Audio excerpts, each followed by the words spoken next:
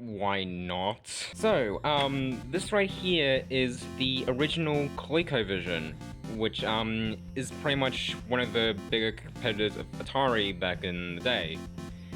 And, this was, I believe this was the original model of the ColecoVision. This was actually owned by my grandparents, from, like, super long ago, and they apparently, this was one of the few video game consoles that they supposedly owned. Alongside, the Commodore 64, which, for many people who don't know, was a very popular PC at the time. So, yeah, this was one of the bigger, competitors to Atari, and, this thing doesn't really work anymore. I really wanted to get this fixed, but, you know what, yeah, why not? Let's, just look at, the ColecoVision, just, you know, because why not? So, as we can see in the front here, it has, the ColecoVision video game home computer system. Rolls directly right off the tongue. And of course, expansion module in the interface. Hold on, let's see. Does this like open up or something? Probably doesn't. I'm afraid of breaking this thing. Like, I'm assuming that this expansion module is probably just for expansion accessories that was made for this thing, but I could be easily wrong. And right here we have like an on and off switch. That's pretty nice. And the insert cartridge slot, which is also pretty nice, I guess. And a reset button. It feels pretty good, I suppose. And of course, the area where the controllers would actually go in. I do have both controllers, and this is the controller this is one of the controllers that I have right here. So so I haven't been able to test this out yet, simply because this thing just does not work, like, at all. Oh, so let's no, why not? Let's just review the ColecoVision controller, because why the hell not? So, I think the elephant in the room is, what the heck is this? Like, for some reason, back in the 80s, companies were, for some reason, experimenting with a, controller with a keypad, which I believe was pretty dumb. Like, it just made, for games very, very simple, that was made back in the day, this was unnecessary to have a ton of buttons. Like, all you really needed was, a controller that was very, very simple, and can just, you know, do a variety of different actions set onto certain buttons. You didn't need, like, a whole-ass keypad in order to do this. Like, at most, I feel like two buttons would have been fine. But no, they just had to, create a number pad just for more buttons. That just felt very, very unnecessary. And worst of all, it just made it look like a bloody phone. Like, look. Oh, I'm calling someone. Look, I'm calling somebody on the phone with my ColecoVision controller. Like, this was something that the Intellivision did as well, and eventually the Atari 5200, I believe. I could be wrong on that part, though. And later on the Atari Jaguar, we all know how that went out. So let's just describe the super design. How does everything feel? Well, for the stick, it feels very, very stiff. Like, look, honestly, when I watched the Angry Video Game Nerd's review on the ColecoVision, he said that the stick was very, very stiff, and now that I own this, I know why. The buttons, however, these side buttons though, they feel alright, and the number pad itself has a pretty nice clicky feel to it.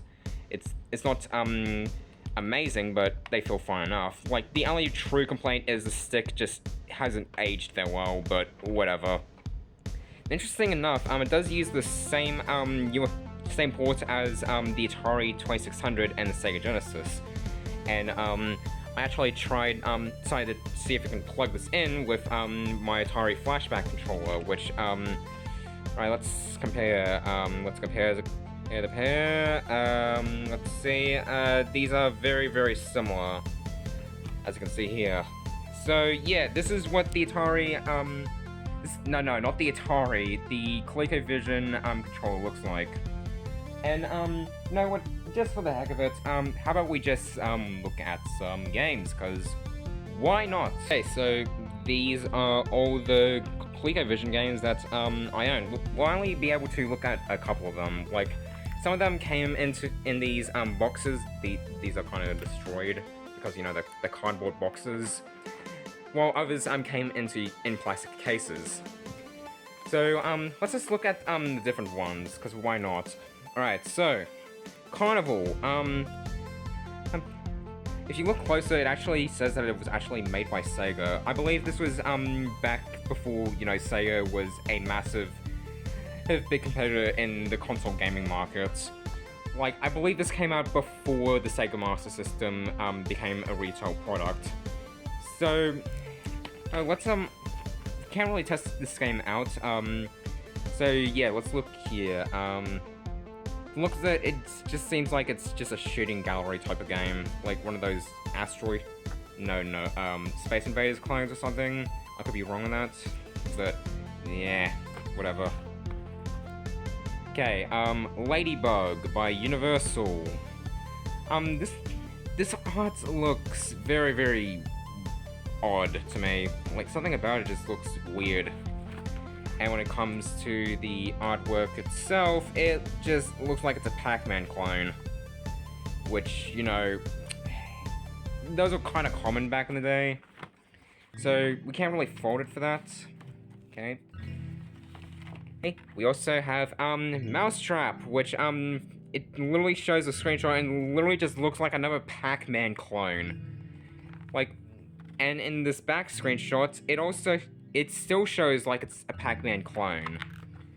But that's not really a big issue, because again, they were common. Alright, so this is what an inside of them look like, and similar to the Intellivision, some of the games would come in these overlays, which is right here. Hold on, it's very hard to do this type of stuff. Alright, so I already showed this off before, but you'd essentially just slide it into sorry, it's very hard to. Okay, you slide it into here. Then Blammo overlay, which makes you just say, okay, I know what the buttons do, but why is this on here now? It just looks stupid. Like, not saying that all the overlays look terrible, but it feels weird. But anyway, yeah. And also the fact, and here are what the cartridges generally look like. Like, there's not really much to complain about. They're no-nonsense cartridges from back in the 80s. You can't really complain about how they look. Like, they're fine. They're not, groundbreaking or anything. Anyway, let's place this back in here. Okay, let's look at some more, games. Alright. Pepper 2. This guy looks like a very deformed version of Pac-Man. Like, maybe there was a Pepper 1, but who knows. Let's look at the screenshots. I don't know what the heck this game is. Let's see. Have a maze crazy time guiding Pepper around the tracks, keeping rooms shut to earn points and treasures. So it's kind of like Pac-Man. Okay, another Pac-Man clone. Amazing. Right, Smurf. Many people may be familiar with the original arcade and NES game. I honestly had no idea that there was a ColecoVision version, actually. So yeah, this was a conversion of the original arcade game, I believe. Judging from the screenshot, it looks fine enough. I mean, many people already know that the original Smurf game was pretty tough as nails if you didn't know what you were doing. But yeah, I believe this might have been a fine conversion. I can't test this out, obviously. Okay, and alright, space panic. Why are we panicking in space? Whoops. Alright, just from the looks of it, it kind of reminds me of Atari Climber, which, I mean, yeah, it does, judging from the screenshot, it does look pretty similar. Alright, sorry about that. Okay, Space Fury. Oh, sorry, the official Space Fury by Sega. Right, this artwork looks a little weird, but I'm not gonna judge, that. It looks like... It feels... Right, it does remind me of a certain other game, though. Like, I believe I've seen something like that before. Anybody, you can find a similar game, please let me know. Alright. Okay, yeah, this was... Yeah, Donkey Kong. Yeah, many people may know that, Donkey Kong did receive, ports on other systems before Nintendo was, you know, a big, competitor in the console market at the time. This was actually how, my grandparents and my, mum actually... was first introduced to Donkey Kong in general. And honestly, just look at Donkey Kong. It looks so bloody derpy. I mean, I know this was the 80s, but just look at him. Look at him. Ugh. Just looks so grumpy. Just pretty funny. And we also have a very early look at good old Mario over here. There. And the screenshot right here, I'm pretty sure if anybody has played seen the television version, they know what to expect. I mean, it's kind of like the arcade, but it does have some differences. I mean, I believe this version does maintain all the levels from the original. I could be wrong. Like maybe like the NES version, it might be missing the Pie Factory, but I could be very wrong. But yeah, alright. Venture, not adventure. Venture. Right, it just seems like one of those basic adventure-like games. Like, nothing to really write home about. Right, nearing the end of the pile. Alright, Cosmic Avenger. Whoops. Yeah. Alright, sorry about that. Okay, and it looks like, this is one of those games that are basically... I honestly don't know what the heck this is. Like, from looking at it, it kind of reminds me of Missile Command a little bit, but only a little bit. Right, and, oh, whoops. Oh, I already looked at the Ladybug. That's dumb. Alright. And, Donkey Kong Jr. This is kind of perplexing, like, Donkey Kong came in a cardboard case, while, Donkey Kong Jr. came in a plastic case. And at least with this art, I do kind of like it a little more than the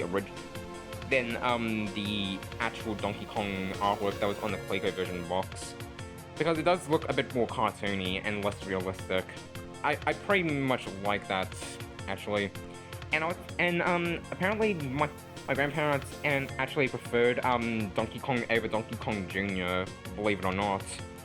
Right, and judging from the screenshots, we have, like, the first level, the final level, and, the second level. Well, it might be missing, the third level. I could be wrong, though, judging by the screenshots.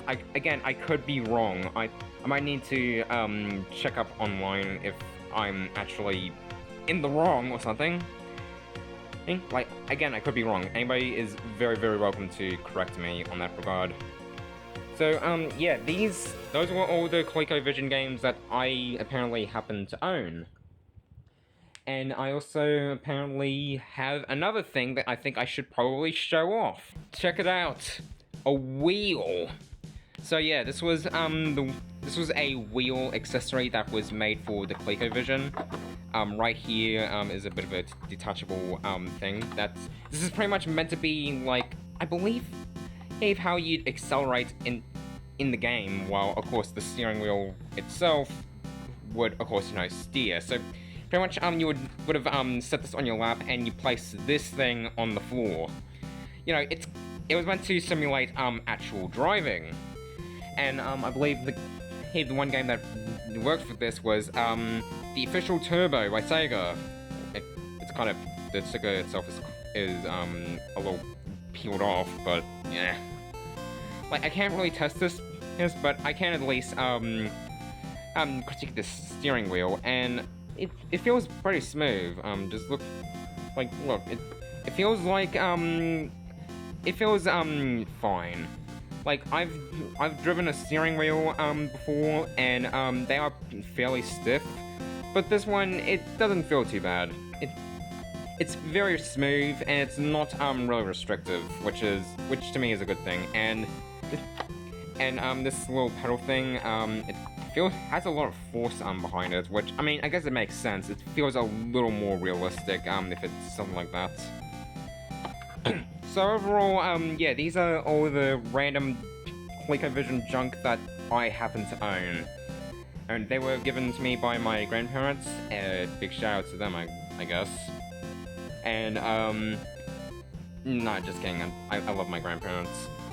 And, yeah, that's pretty much, me talking about the Colecovision for something minutes. I don't know how long it takes because of this being edited or something, I don't know.